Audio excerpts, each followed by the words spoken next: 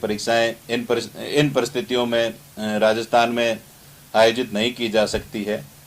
तो यूजीसी की जो गाइडलाइन है, उनके जो दिशा निर्देश है, वो देश भर के लिए उन्होंने जारी किए हैं। हम यूजीसी के और एमएचआरडी विभाग के हर आदेश का सम्मान करते हैं, लेकिन जिस प्रकार से हमारे देश के अलग अलग प्रदेशों की अलग अलग स्थितियां हैं, देश में कई ऐसे राज्य हैं जहां कोरोना का प्रसार कम है, वहां कोरोना के से पीड़ित होने वाले, संक्रमित होने वाले विद्यार्थी या लोगों की संख्या कम है।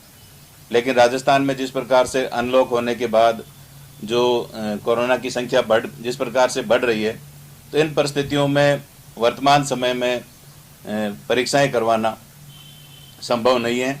और इसी तमाम बिंदुओं को सोच करके ये सरकार के द्वारा निर्णय लिया गया था। चूँकि यूजीसी ने गाइडलाइन जारी की है, तो हम उस पर भी विचार करेंगे। और माननीय मुख्यमंत्री महोदय के स्तर पर ये राज्य सरकार ने उच्च स्तर पर फैसला लिया है, तो यूजीसी के जो भी बिंदु हैं, उनकी जो एडवाइजरी है, उसका पूरी तरह से अध्ययन करके माननीय मुख्यमंत्री महोदय के प्रसंज्ञान में ये पूरा विषय लाने के बाद ही यूजीसी की एडवाइजरी के बारे में और जो दिशा निर्देश दिए गए हैं उसके बारे में हम कुछ कहने की स्थिति में रहेंगे।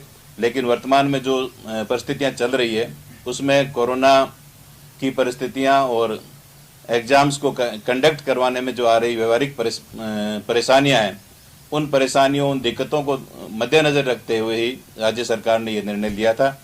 और आगामी निर्णय, चूँकि राज्य सरकार का ये निर्णय है, इस पर मुख्यमंत्री महोदय के स्तर पर ये निर्णय हुआ है, तो आगामी जो भी कार्य योजना होगी, मुख्यमंत्री महोदय पूरी तमाम परिस्थितियों का ध्यान में रखते हुए उनके प्रसंज्ञान में सारी बात लाने के बाद ही आगामी कोई में स्टेटमेंट दिया जाएगा। पूछें तो क्या गाइडलाइन को फॉलो किया जाएगा या नहीं किया जाएगा?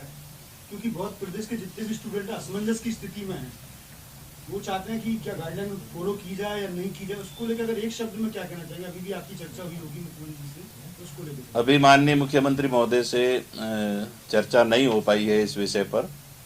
मुख्यमंत्री जी से जैसे ही चर्चा होगी यूजीसी की गाइडलाइन के बारे में, उनकी चर्चा के बाद ही डिटेल से हम कुछ कहने की स्थिति में रहेंगे।